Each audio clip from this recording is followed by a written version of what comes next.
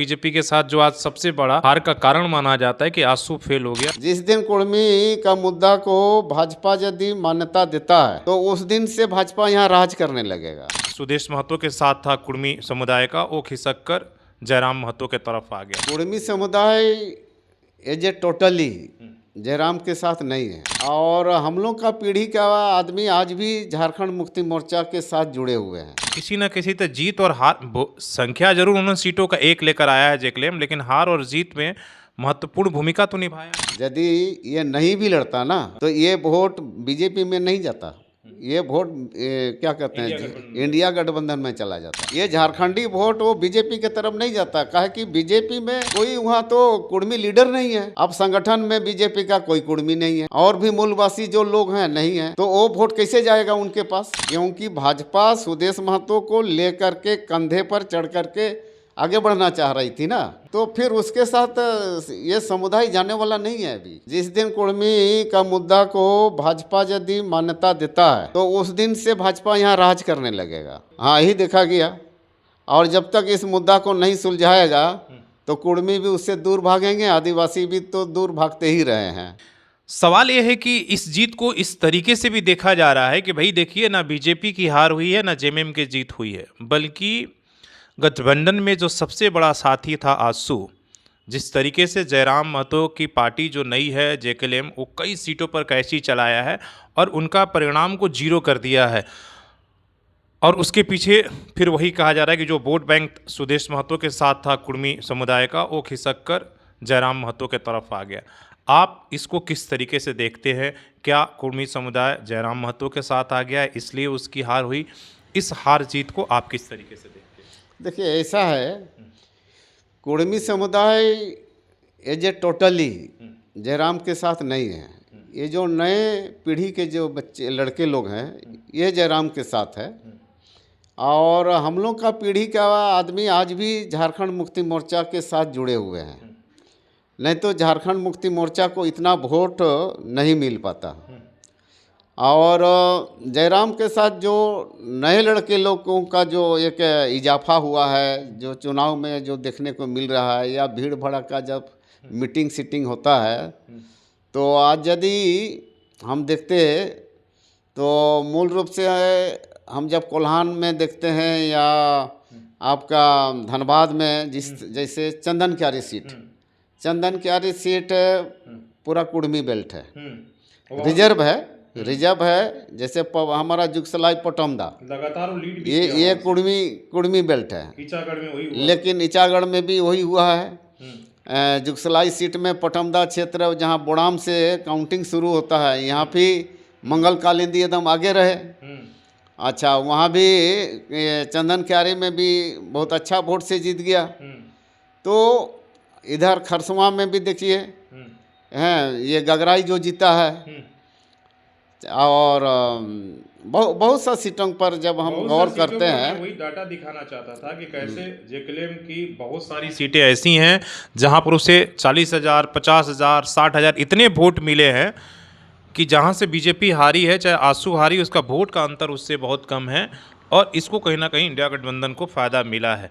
तो उन्होंने किसी न किसी तो जीत और हार संख्या जरूर उन्होंने सीटों का एक लेकर आया है जेकेएलएम, लेकिन हार और जीत में महत्वपूर्ण भूमिका तो निभाया है। तो देखिए, जेकेएलएम का जो क्या कहते हैं झारखंड जयराम का जो पार्टी है, यदि ये नहीं भी लड़ता ना तो ये वोट बीजेपी में नहीं जाता, ये वोट क्या कहते हैं इंडिया गठबंधन में चला जाता। और जो जीत का जो अंतर बहुत ज़्यादा हो जाता फिर इस चुनाव में। मतलब आप इस तरीके से देख रहे हैं, बाकी लोग तो इस तरीके से बीजेपी की हार का कारण गलत सोच रहा है। वो कहा कि ये जो झारखंडी वोट है ना, ये झारखंडी वोट वो बीजेपी के तरफ नहीं जाता, कहा कि बीजेपी में कोई वहाँ तो कुर्मी लीडर नहीं है। जहाँ भीड़ दिखता है, जहाँ माथा दिखेगा तब ना वहाँ पर लोग जाएंगे। अब संगठन में बीजेपी का कोई कुर्मी नहीं है और भी मूलवासी जो लोग हैं नहीं है, तो वो वोट कैसे जाएगा उनके पास? वो तो जाएगा इंडिया गठबंधन में जाएगा। वहाँ तो लोग दिखते हैं ना भाई। अभी तक जो लोग समीक्षा कर रहे थे, हम सब मानकर चल रहे थे कि भाई अगर जेकेएलएम नहीं होता तो बीजेपी की इतनी बुरी हार नहीं होती, वो सुदेश महतो के तरफ जाता। तो क्या लोग सुदेश महतो की तरफ नहीं जाते? नहीं जाते सुदेश महतो की तरफ भी नहीं जाता, इसलिए कि सुदेश महतो को लोग इस ढंग से देख रहे थे कि लोग बोलता था कि ये तो अपना सीट बचाने के लिए गया है। कहा कि मजबूरी इनकी जो वो जेएमएम के तरफ भी, इंडिया गठबंधन के तरफ भी भागता सब। इस बार सुदेश महतो को भी नहीं मिलता, क्योंकि भाजपा सुदेश महतो को लेकर के कंधे पर चढ़ करके आगे बढ़ना चाह रही थी ना, और कुर्मी वाला जो मुद्दा, मेन मुद्दा यही था। तो इस मुद्दे को जब तक भाजपा तरजीह नहीं देती है, उसको समाधान करने का कोई काम नहीं करती है, तो फिर उसके साथ ये समुदाय जाने वाला नहीं है अभी। क्या अगर बीजेपी हार की समीक्षा करती है, शैलेंद्र महतो को बुलाती है, तो आप जाएंगे, उनको सुझाव देंगे कि अगर आपको ये करना चाहिए? नहीं, हम देखिए, हमको भाजपा हम लोग को तो कभी हमसे जानने का कभी कोशिश भी नहीं किया ये लोग। अभी मैं क्या बोलूँगा, मैं यहाँ पर ये जब प्रधानमंत्री आए थे तो रिगल में तो हमको बुलाया था इन लोग, मंच में दिखाया गया। और अभी जब चाईबासा में आए थे, मैं क्या बोलूँ भाई, मैं इसलिए उसको स्पष्ट करना चाहता हूँ, मैं बता देना चाहता हूँ कि भाजपा नेताओं का क्या हिसाब किताब रहा मेरे प्रति। जिस दिन प्रधानमंत्री वहाँ 3 बजे या 3:30 बजे आए चाईबासा में, कोल्हान में, चाईबासा में, उसी समय हमको टेलीफोन किया गया कि आप आइए, प्रधानमंत्री जी आ रहे हैं। मतलब 3 बजे मीटिंग हो रही है और 3 बजे हमको बुलाया जा रहा। क्या बोलिएगा? तो ये नहीं लगता कि भाजपा को ही मिलकर निपटा दिया? वही लगे हुए लगता है इन लोग, जो लोग यहाँ पर नेतृत्व में था, जो लोग भाजपा के अगवा नेता बने हुए थे, इन लोग का शायद यही दिल दिमाग में था कि जब प्रधानमंत्री आते हैं और 3 बजे आते हैं और आपको उस दिन सूचना दिया जाता है, याद आता है कि भाई शैलेंद्र महतो को भी बुलाना है, और उस दिन फोन मीटिंग हो रही है और मीटिंग का समय हमको बुलाया जा रहा है, क्या बोलेगा? तो ये तो यही होगा ना कि भाजपा के नेता ही नहीं चाहते थे कि भाई वही निपटाने में लगे हुए हैं, एक दूसरे को निपटाने में लगे हुए हैं। हाँ, एक दूसरे को निपटाने में लगे हैं लोग।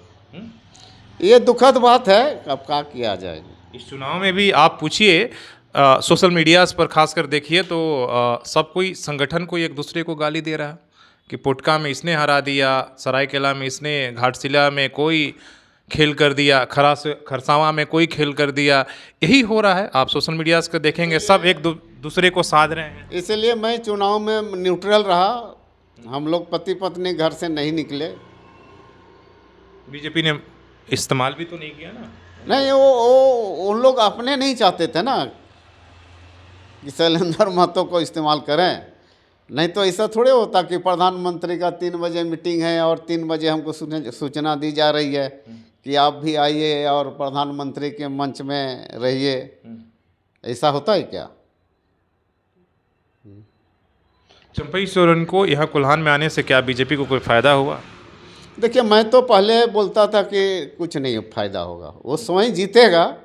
इसलिए स्वयं जीतेगा कि आदित्यपुर जो इंडस्ट्रियल एरिया है, इसमें जो शहरी क्षेत्र है, इसमें हमारी बहुत सा प्रवासी आबादी रहती है।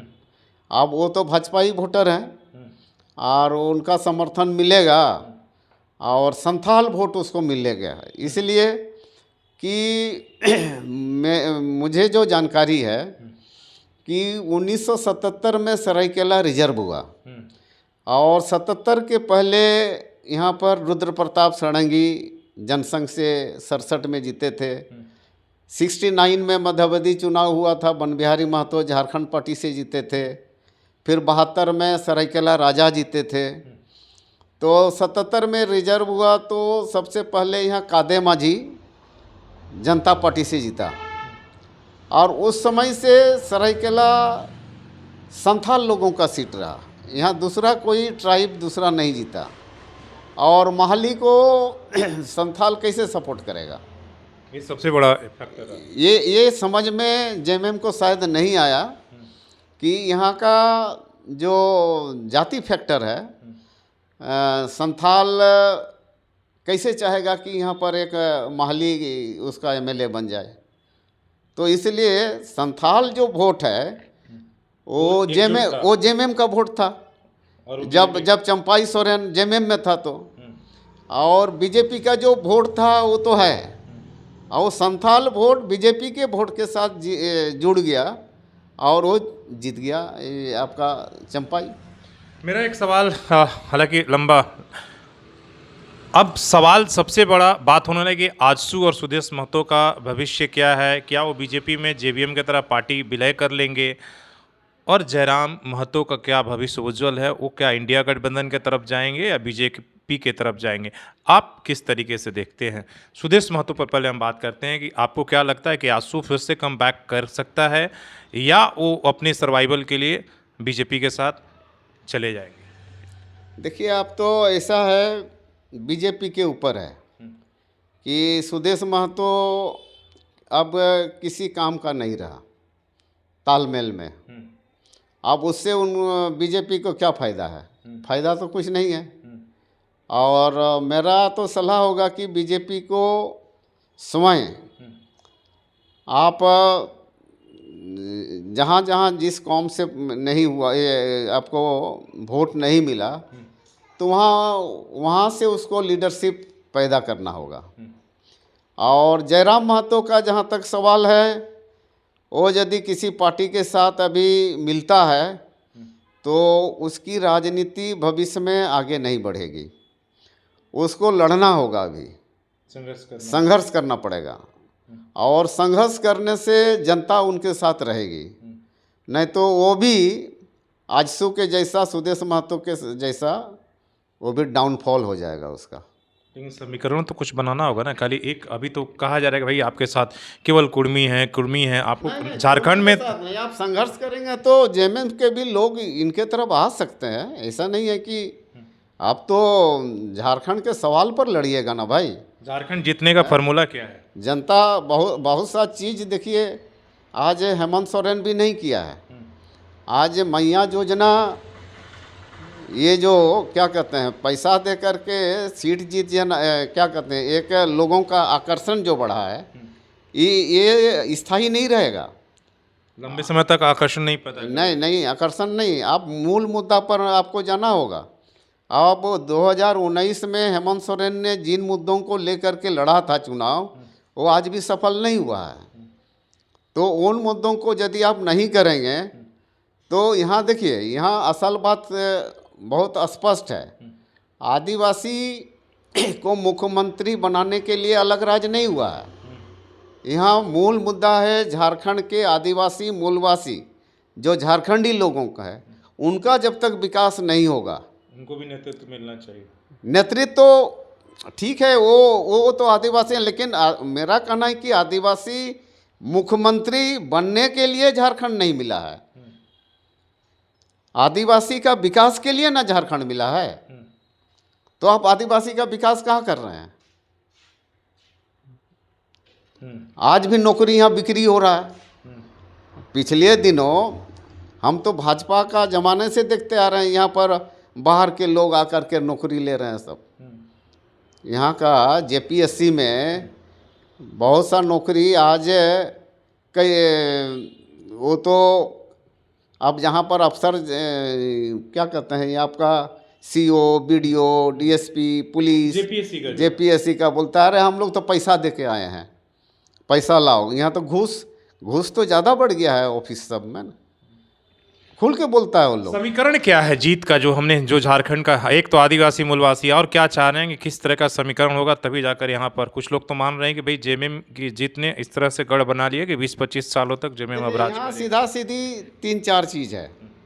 आपको ये जितने भी राष्ट्रीय पार्टी हैं, नेशनल पार्टी है, उसका राज्यवार जिस ढंग से अलग राज्य में आप वहाँ के मूलवासियों को जो आपने नेतृत्व दिया है, तो झारखंड में उसी तरह आपको करना पड़ेगा। और बाहर के लोग आके यहाँ नेतृत्व करेंगे तो उस नेतृत्व में लोग नहीं जाएंगे। उसके बाद यहाँ की स्थानीयता है, यहाँ की भाषा संस्कृति है, और यहाँ के नौकरी पर यहाँ के लोगों को यदि आप 3rd ग्रेड 4th ग्रेड में रिजर्वेशन मतलब कुल मिला के टोटल होना चाहिए। हाँ होना चाहिए। आप IAS IPS वो तो आएंगे ही दूसरे राज्यों से, वो तो हर स्टेट में ही है। लेकिन हम जब दूसरे राज्य को जब देखते हैं तो वहाँ का 3rd ग्रेड 4th ग्रेड का जो नौकरी है वहाँ के स्थानीय लोगों को ही मिलता है, और वही चीज़ें यहाँ आपको करना पड़ेगा। मेरा हर समय ये डिमांड है कि हम बिहार से अलग हुए हैं तो बिहार की जो स्थानीयता नीति है उस नीति को आप अपनाइए, क्यों नहीं अपनाते हैं, लागू कीजिए। चलिए, बहुत बहुत धन्यवाद इतना समय देने के लिए, विस्तृत से बातचीत करने के लिए और आपको समझने के लिए। बहुत सारी बातें हुई हैं, आप जो अच्छा लगता है आप उसे सुन लीजिए, समझ लीजिए, और कमेंट जो है वो थोड़ा सा अब जो बातें पसंद ना आए उसका जो है मर्यादा में रखते हुए आप करिए, इसलिए कि बातें काफ़ी कुछ लोगों के लिए ख़राब हो सकती है लेकिन कुछ लोगों के लिए बहुत बड़ा सजेशन है, अच्छी भी बातें हैं। और जो बात इन्होंने उठाया है उन बातों पर अगर बीजेपी या किसी को भी अगर सलाह लेना है तो ले सकता है, नहीं लेना उसका विचार है। अपने सहयोगी शेष राममूर्ति के साथ शशि भूषण, सोशल संवाद न्यूज़, झारखंड। धन्यवाद।